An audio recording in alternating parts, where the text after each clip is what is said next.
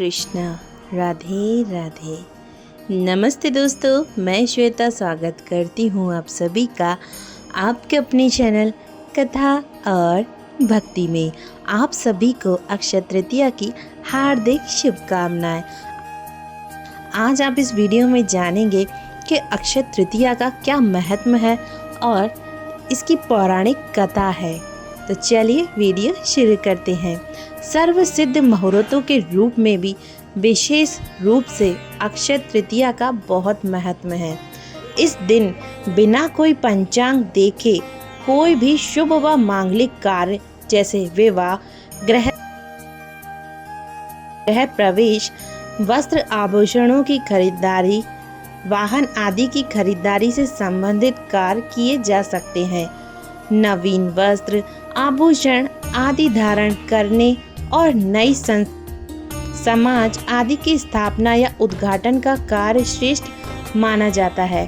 पुराणों में लिखा है कि इस दिन पितरों को किया गया तर्पण तथा पिंड दान अथवा किसी और प्रकार का दान अक्षय फल प्रदान करने वाला है। इस दिन गंगा स्नान करने से तथा भगवान के पूजन से समस्त पाप नष्ट हो जाते हैं। यहाँ तक कि इस दिन किया गया जप, तप, हवन, दान अक्षय हो जाता है। यह तिथि आदि सोमवार तथा रोहिणी नक्षत्र के दिन आए तो किए गए दान, जप, तप का फल और भी ज्यादा बढ़ जाता है। यदि यह तृतीया मध्या से पहले शुरू होकर प्रदोष काल तक रहे तो बहुत ही श्रेष्ठ मानी जाती है। यह भी माना जाता है कि आज के दिन मनुष्य अपने या स्वजनों द्वारा किए गए जाने अनजाने अपराधों की सच्चे मन से अगर भगवान से क्षमा प्रार्थना करे तो भगवान उसके सभी अपराधों से उसे मुक्त कर देते हैं और उसे क्षमा दान देते हैं, उसे सद्गुण प्रदान करते हैं। आज के दिन अपने दुर्गुणों को भगवान के चरणों में सदा के लिए अर्पित कर दें। अक्षय तृतीया के दिन ब्रह्म मुहूर्त में उठकर सुबह गंगा स्नान करें या समुद्र में स्नान करें और शांत चित्त होकर या किसी भी पवित्र नदी में स्नान करें। अगर संभव नहीं है तो अपने घर में ही जल को गंगा जल समझकर स्नान करें। भगवान विष्णु की विधि विधान से पूजा करने का प्रावधान है। नैवेद्य में जौ व गेहूं का सत्तू, ककड़ी और चने की दाल अर्पित करें। तत्पश्चात फल, फूल, पात्र तथा वस्त्र आदि का दान करें। ब्राह्मणों को भोजन करवाना कल्याणकारी समझा जाता है या अन्य किसी गरीब को भोजन करवाना कल्याणकारी है।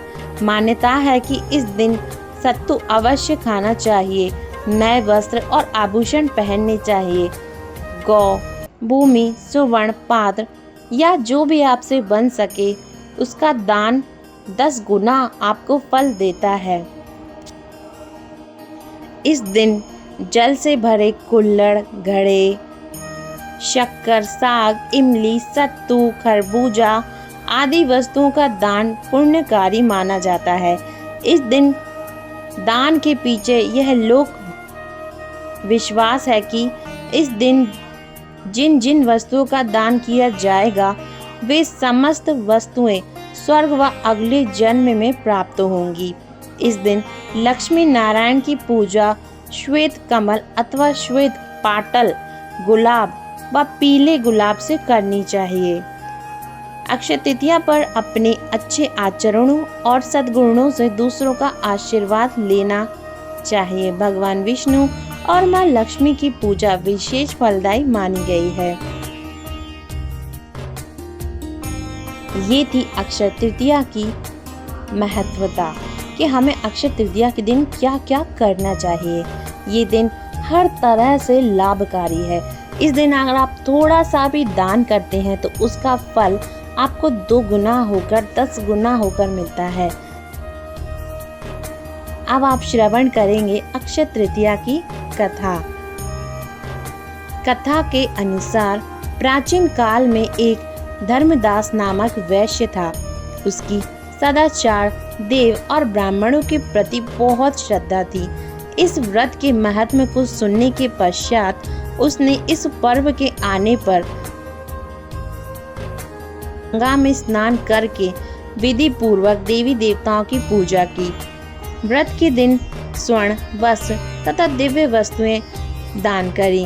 अनेक रोगों से ग्रस्त तथा वृद्ध होने पर भी उसने उपवास करके धर्म, कर्म और दान पुण्य किया। यही वैश्य दूसरे जन्म में कुशावती का राजा बना। कहते हैं कि अक्षय तृतीया के दिन किए गए दान व पूजन के कारण वह बहुत धन प्रतापी बना। वह इतना धनी और प्रतापी राजा था कि त्रिदेव तथा उसकी सभा में अक्षय तृतीया के दिन ब्राह्मण वेश धारण करके उसके महायज्ञ में सम्मिलित होते थे। अपनी श्रद्धा और भक्ति का उसे कभी घमंड नहीं हुआ और वह महान वैभवशाली होने पर भी वह धर्म मार्ग से विचलित नहीं हुआ। माना जाता है कि यही राजा आगे चलकर राजा चंद्रगुप्त के रूप में जन्मे। स्कंद पुराण और भविष्य पुराण में उल्लेख है कि वैशाख शुक्ल की तृतीया को रेणुका के गर्भ से भगवान विष्णु ने परशुराम रूप में जन्म लिया। कोंकण और चिपलून के परशुराम मंदिरों में इस तिथि को परशुराम जयंती बड़ी धूमधाम से मनाई जाती है। दक्षिण भारत में परशुराम जयंती के विशेष महत्व है। परशुराम जयंती होने के कारण इस तिथि में भगवान परशुराम के आविर्भाव की कथा भी सुनी जाती है। इस दिन परशुराम जी की पूजा करके उन्हें अर्घ्य देने का बड़ा महत्व है। सौभाग्यवती स्त्रियां और कुंवारी कन्याएं इस दिन गौरी पूजा करके मिठाई, फल और भीगे हुए चने बांटती हैं। गौरी पार्वती की पूजा करके धातु या मिट्टी के कलश में जल, फूल, तिल, अन्न आदि लेकर दान करती हैं। मान्यता है कि इसी दिन जन्म से ब्राह्मण और कर्म से क्षत्रिय भृगुवंशी परशुराम का जन्म हुआ था।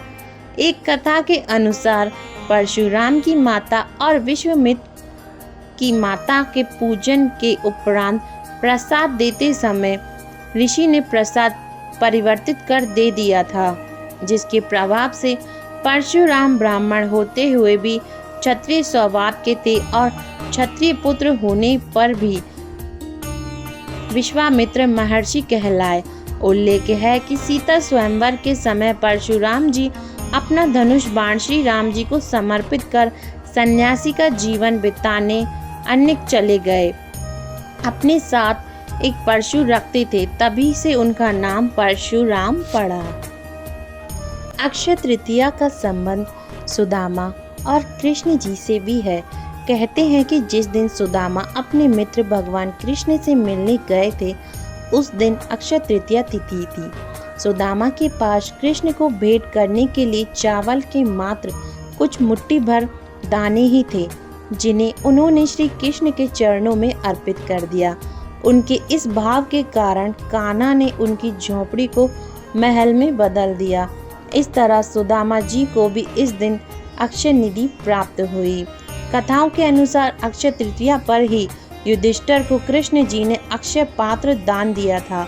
इस पात्र की यह विशेषता है कि इसका भोजन कभी समाप्त नहीं होता। इसी पात्र की सहायता से युधिष्ठिर अपने राज्य के भूखे और गरीब लोगों को भोजन उपलब्ध कराते थे। भविष्य पुराण में अक्षय पात्र का संबंध मनुष्य के दान धर्म से बतलाया गया है। अक्षय तृतीया के दिन से ही महर्षि वेद व्यास जी ने महाभारत की कथा को सुनना आरंभ किया था और गणेश जी इस कथा को लिखना आरंभ कर चुके थे। इसी वजह से कहा जाता है कि महाभारत का युद्ध भी अक्षय तृतीया के उदाहरण आज भी है। भविष्य पुराण में बतलाया गया है कि अक्षय तृतीया को युगादि तिथि कहा जाता है। दरअसल इसी दिन से त्रेता युग का आरंभ हुआ था, इसीलिए इस दिन को शुभ कार्यों के लिए सबसे शुभ मुहूर्त के तौर पर देखा जाता है। मान्यता है कि अक्षय तृतीया के दिन हम जो भी कार्य करते हैं उसमें हमें अक्षय फल की प्राप्ति होती है और वह पुण्य कभी समाप्त नहीं होता। थी अक्षय तृतीया के दिन से जुड़ी हुई पौराणिक कथाएं व अक्षय तृतीया का महत्व। आशा है कि आप लोग भी इस दिन का भरपूर लाभ लेंगे। अपने आप को ईश्वर को समर्पित कर दान पुण्य करें। गई जानकारी अगर आपको पसंद आई है तो कृपया इस चैनल को लाइक करें, शेयर करें, सब्सक्राइब करें। हरे कृष्णा, राधे राधे।